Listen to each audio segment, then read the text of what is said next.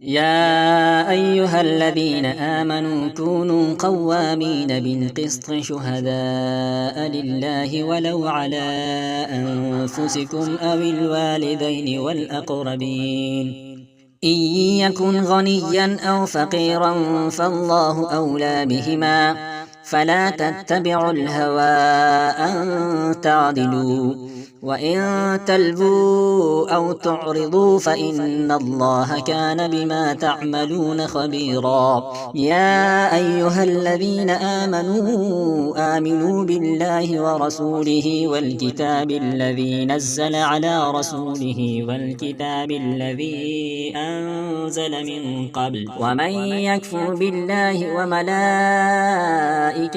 وكتبه ورسله واليوم الآخر فقد ضل ضلالا بعيدا.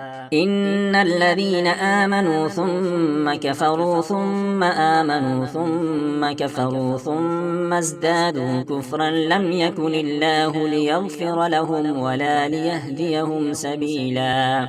بشر المنافقين بأن لهم عذابا أليما. الذين يتخذون الكافرين أولياء من دون المؤمنين أيبتغون عندهم العزة فإن العزة لله جميعا.